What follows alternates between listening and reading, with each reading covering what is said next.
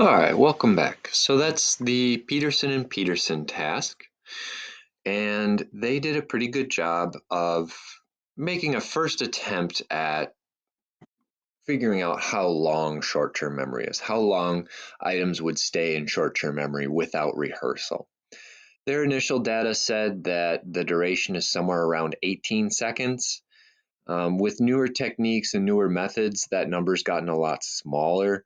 We now believe that short-term memory, the duration of it falls somewhere in this 3 to 9 second range, but it's a pretty contentious issue. Depending on who you ask, you might get a very different answer. Okay, so that is duration. What about capacity? What's the capacity of short-term memory? Well, now we need to talk about George Miller, another very famous memory psychologist in the early literature. George Miller developed what's called the digit span task. In the digit span task, it's pretty simple. You're given a couple digits, and then you're asked to repeat them back to the researcher. So you might start at something like 3 digits. I might give you 3 digits, like 635, and then ask you to repeat them right back to me. You would say 635. If you did that correctly, then I would give you one more digit. So I'd give you 4 digits. 8576. Repeat them back to me. You'd say 8576. I'd say very good. And then we would add a fifth digit, and so on and so forth, until you get one wrong. So he did this task with many different participants, and what he found is that the average person has a digit span of 7. They can repeat back to you 7 digits. So this is pretty good evidence that we can hold 7 items, 7 numbers in our short-term memory accurately. So there's our capacity, 7. And then he went on to say that the standard deviation, which is something you're familiar with if you've taken a statistics course, is 2. So this is where you may have heard this very famous phrase from George Miller that short-term memory is 7 plus or minus 2, meaning that the average is 7, but the vast majority of people would fall somewhere in that range of 5 to 9. So what exactly is a piece of information in short-term memory? Well, this is where we have to introduce this very clunky, obtuse word, chunk. This is a very real word in the memory literature. A chunk is a meaningful piece of information. A letter can be a piece of information. A number can be a piece of information. So to highlight what a chunk of information is, take a look at this list on the left here. HVB, WCS, PUA, YGH, BXW, DSF. None of these mean anything. If they do, it's completely unintentional, and I don't know what it would be. Now, this is 1, 2, 3, 4, 5, 6 pieces of information, each having 3 different letters. This is essentially 18 letters, 18 chunks of information. Now, if you were to take a look at the list on the right side here, FBI, CIA, NFL, NBA, USA, GOP. Once again, we've got 6 3-letter strings, but this time each of these 3-letter strings is a meaningful chunk of information. FBI, CIA, NFL, NBA, USA, GOP, these are all 3-letter strings that you have heard or seen many times throughout your life, I'm guessing. So each of these is a chunk of information. So if you gave people this list on the left and asked them to recall that, they would do much worse than if you gave them this list on the right and asked them to recall this. Even though it's the same number of letters, 18, the one on the right has more meaningful chunks of information. You can chunk the information. You can group it together into meaningful units.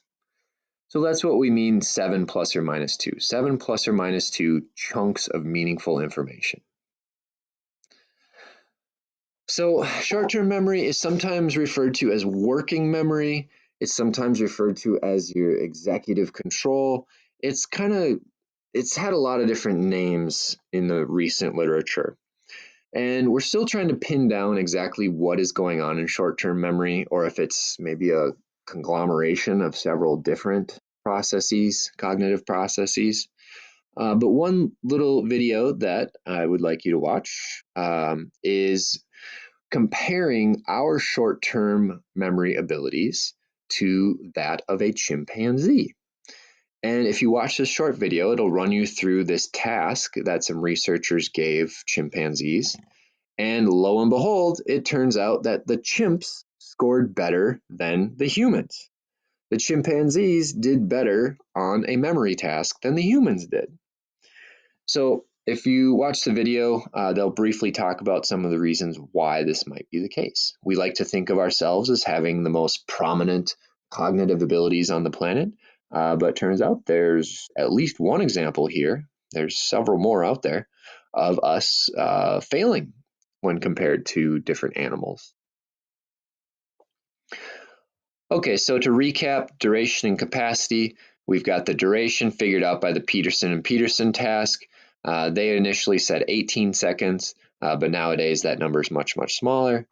Capacity, how much information is stored in short-term memory, we've got Miller's magic number 7, plus or minus 2 chunks of information.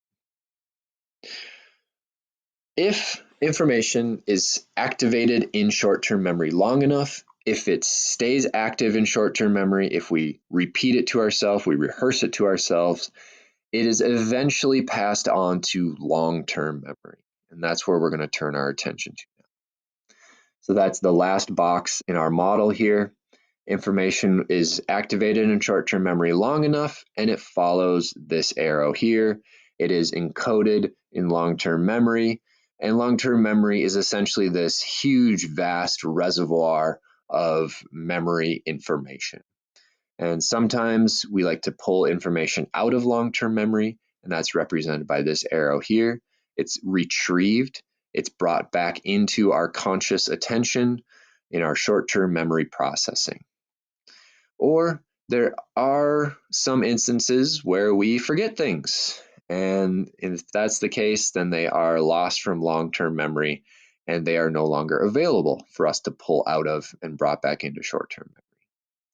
All right, so let's talk about long-term memory a little bit. Herman Ebbinghaus was a Dutch researcher back in the 19th century, and he is one of the, if not the grandfather, godfather, whatever you want to call it, of memory research in the field of psychology. And Ebbinghaus is one of those really fun examples where he was his own patient. He was his own experiment. So what he did is he had these huge lists of nonsense syllables. So things like MYD, PAB, GEK. He had these huge lists, just papers and papers, literally cluttering up his office. And what he did is he would memorize these lists. He would get to the point where he could memorize them. Sometimes they were short lists, sometimes they were long lists. And then he would vary the time in between when he had that list memorized and when he tested himself on that list. So he'd remember, or he'd get to the point where he memorized a list and then he might test himself immediately. And he probably did pretty well. But then he might memorize a list and test himself an hour later. And he might have done pretty good. Then he might memorize a list and test himself a day later. And he's like, I didn't do so hot on that one. He'd do this and he would vary the time for days, weeks, years even. He would memorize these lists and then test himself on it a year or two later. So that's pretty much all he did, and he recorded all the data. He would test himself on it, and then he would go back and see how accurate he was. Did I remember everything on the list, or did I forget anything?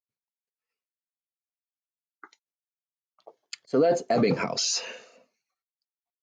And what Ebbinghaus did is he found that you can pretty much map anything that we want to remember onto this idea of the forgetting curve. Sometimes it's called the Ebbinghaus curve, the forgetting curve. They're synonymous terms. So what is it? So on the y-axis here, we have accuracy, 100%, 80%, 60, 40, 20, all the way down to 0. And then on the x-axis, we have the elapsed time from the point of memorization to the point of test. So here, it's kind of a wonky scale here, but this is measured in days. We've got 0 days all the way over here. Presumably somewhere in here is, an hour, 15 minutes, 5 minutes. Then as you go more to the right, 2 days, 4 days, 6 days, 8 days, 10, 15, 20, 25, 31. So a whole month later. Now let's take a look at this graph here. So if Ebbinghaus memorizes something and then immediately tests himself on it, he's going to do pretty good. He's going to be hitting pretty darn close to 100% accuracy every single time. But at about 20 minutes, if he waits to test himself for 20 minutes, he's already dropped down to 60% accuracy. If he waits an hour, there's even more drop. He's hitting about 50% accuracy. If he waits 9 hours, he's hitting below 40%. But then something interesting happens. This huge, very quick drop in accuracy levels out.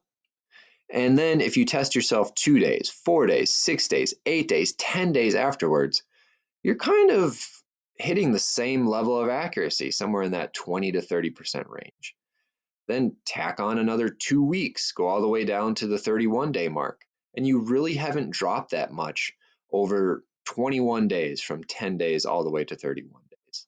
You're hovering right above that 20% mark. So these are 2 big points to take away from the Ebbinghaus curve or the forgetting curve. Number 1, there's a huge drop in accuracy very quickly after information is remembered.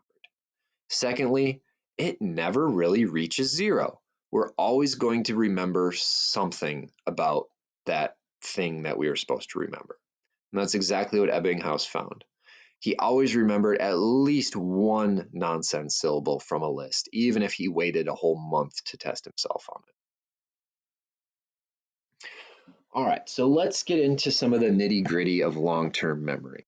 Long-term memory is basically that big storage bank of memory, and we can actually divide it up. It has a little bit of a taxonomy, at least that's how memory researchers think about it.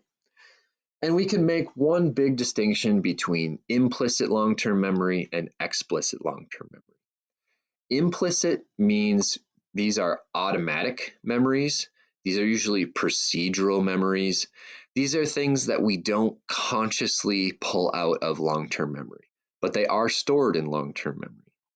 So memory without conscious recall, implicit memory. This is in contrast to explicit memory. Explicit memory is conscious. We are consciously pulling for, searching for information in long-term memory when we are engaging in explicit memory.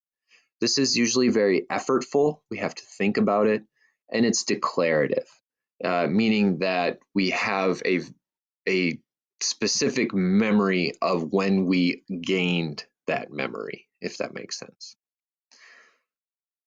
All right, so looking at explicit memory in more detail, we can break up explicit memory into episodic and semantic. So episodic memory is memory for a specific event. Maybe that one time that your team won the hockey tournament or the soccer tournament or the basketball tournament, or maybe that one time that your crush talked to you or handed you a note in school. Or maybe that one time that you saw an eagle swoop down and grab a fish really close to you. Those are episodic memories. That's a memory of a specific event. And usually there's maybe not a specific time, but something approximating a specific time associated with that event. Oftentimes, these memories are autobiographical. Now, the other form of explicit memory is semantic. And semantic memory, this is more of like general knowledge about the world, facts. The fact that there's 50 states, that would be an example of semantic memory. So you might not, I would be willing to bet, you probably don't remember when or where you learned that there were 50 states. You don't have a specific memory attached to learning that information, but it's definitely there in your long-term memory. It's just sort of general knowledge about the world that you have acquired in your life. So episodic memory, this is memory for specific events. It's often autobiographical. Semantic memory, this is just general knowledge about the world. Okay, let's talk a little bit more about implicit memory. This is that unconscious type of memory that we have in long-term memory. Motor skills would fall under implicit memory. If you've ever heard the term motor memory, this would be under implicit memory. So the fact that you always remember how to drive a car, how to tie your shoes, how to ride a bike, or how to type on a computer keyboard. Those are motor skills. Those are definitely skills that are stored away in long-term memory, but you don't have to consciously think about pulling them out every time you tie your shoe or drive a car or type on a keyboard. This is closely related to classical conditioning, which we talked about previously. And again, this is unconscious. Explicit memory, very different. It's conscious. It's usually very specific. It's usually specific facts, maybe general knowledge about the world, or maybe specific information about your life. But most of the time, these explicit memories, they have, or episodic memories rather, they have a specific time and a place attached to them. Okay, let's talk about a very famous patient in the memory literature. This is a man named HM. During his lifetime, he was simply referred to by his initials, HM. He passed away in the early 2000s, and then we learned his full name. It's Henry Molaison. He is, I would wager, he is the most studied person in the field of memory research. So, why was he studied so intensely? When HM was a very young man, a young boy, he suffered from some debilitating seizures, and through many different doctor visits, it was determined that his hippocampus was the culprit. His hippocampus was causing him to have these literally life-threatening seizures. So, a neurosurgeon proposed that the hippocampus in young HM be removed. And that's exactly what happened. And the surgery was a success. HM no longer suffered from these life-threatening seizures, but his memory was completely destroyed. Without a hippocampus, he was unable to form new explicit memories. He was still able to form implicit memories, but not explicit memories. So think about this. He's a young guy. I don't want to guess at what his age was. I knew it at one time. I want to say it was somewhere around 12 years old, maybe. But he's having trouble. He has this surgery, and he wakes up from the surgery, and he is unable to form new memories, new explicit memories after that. There were researchers who worked with him for decades. For decades, they met with him multiple times a week. They performed experiments with him multiple times a week, and very, very common figures in his life. And yet, every single time they walked into the room, he had no memory of who they were. For decades, he would spend so much time with these people and not know who they were because he couldn't form those new memories of meeting those people. But he had intact implicit memory. So what does this mean? Well, let's take a look at the mirror tracing task. So this is one of the tasks that HM did while he was in some of those experiments. And in the mirror tracing task, you sit behind this little contraption here, and you've got this blocker. This screen makes it so that you can't look directly at this piece of paper. And on this piece of paper is a shape. and you can kind of see it almost looks like a Star of David, like a six-pointed star there. And you can see that there's two lines, and the person doing this task is expected to use a pencil and trace inside of those double lines. But they can't look directly at the paper. They have to look at this mirror while they're moving the pencil around that paper. It's a difficult task, but people tend to get the hang of it pretty quickly. And that's exactly what happened with HM. He showed pretty remarkable improvement on this task. He actually showed pretty normal improvement on this task. But at the same time, he had no memory of ever doing that task. Just think about that for a second. Poor Henry Meliasen, no memory whatsoever of doing this task. So the researcher would come into the laboratory, plop this thing in front of him, and tell him, all right, time for the memory tracing task again. And Henry's like, what do you mean again? I've never done this before. I've never seen this before. Who are you? What is this thing? And he's like, well, I guess I'll give it a try. And he's pretty stinking good at it right from the get-go. So to HM, this was probably a very confusing experience to be good at these tasks, but at the same time have no memory of ever doing those tasks. All right, that's a little bit about HM. We're going to talk a bit more about him in the next memory unit here, or the next part of the memory unit. But I want to briefly talk about flashbulb memories. I'm just going to cover a couple miscellaneous topics before the end of this lecture here, just a couple more slides. So flashbulb memories. We briefly talked about flashbulb memories on the first day of the class, first lecture rather. Flashbulb memories are these extremely vivid memories for extremely stressful or oftentimes traumatic events. I think the example I gave previously was that I have a flashbulb memory for the September 11th terror attacks in 2001. That might date me a little bit, but that's fine. I remember being in my high school cafeteria.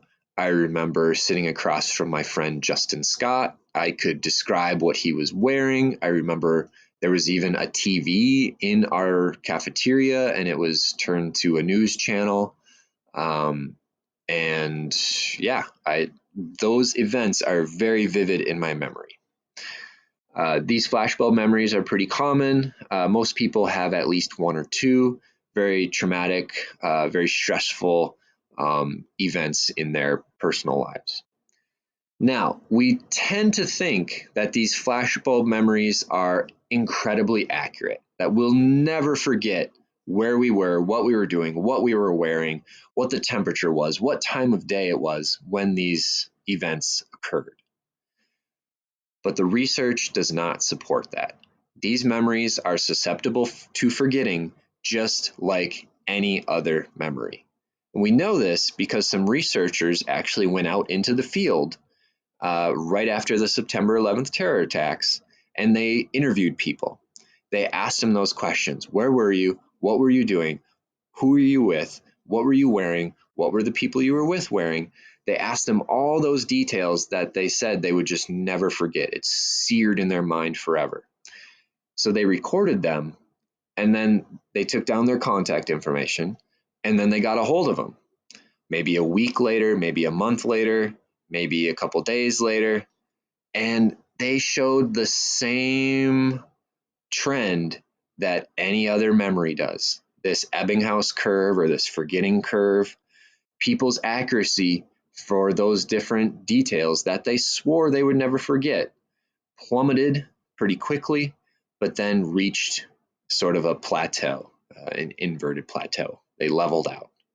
So these flashbulb memories, they're memories just like any other memories. They're susceptible to forgetting to the same degree, but the only difference is we're very confident that we're remembering them accurately. That's the only difference between a flashbulb memory and any other normal episodic memory, is that we're extremely confident that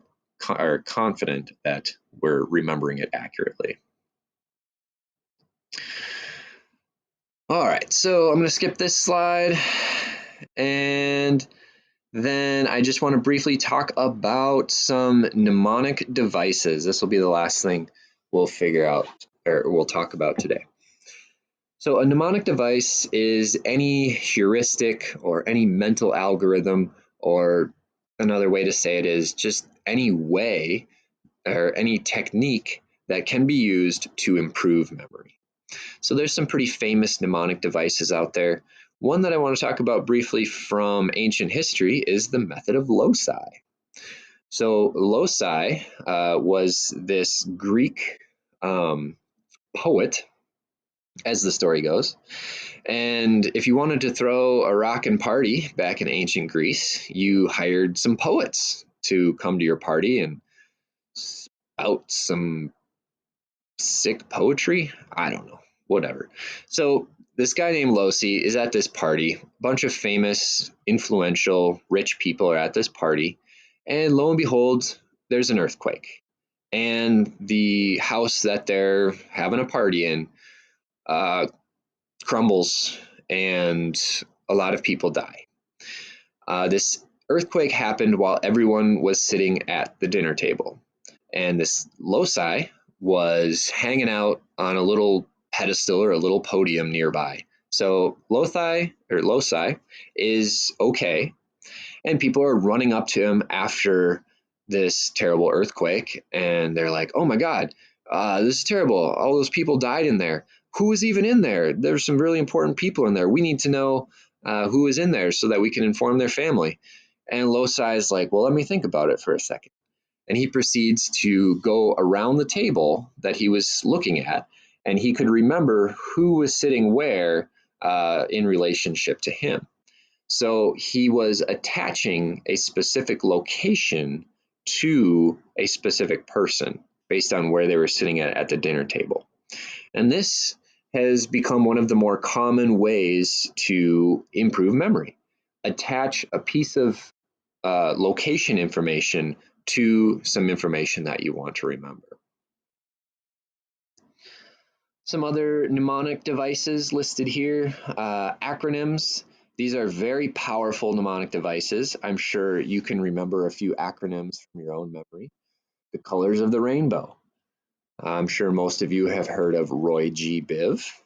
Red, orange, yellow, green, blue, indigo, violet. That's Roy G. Biv. That's an acronym. The planets in our solar system. I remember this one all the way back to second grade, I want to say.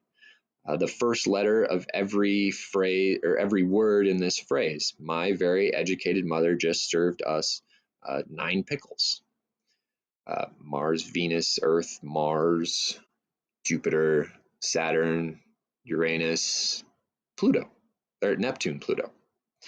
And the Great Lakes. I don't know if this one is that common in Florida, but I grew up in Minnesota and we learned quite a bit about the Great Lakes. And one of the acronyms we learned to remember the Great Lakes was HOMES, HOMES, Huron, Ontario, Michigan, Erie, and Superior. On the next memory chapter, we will talk a little bit more about mnemonic devices.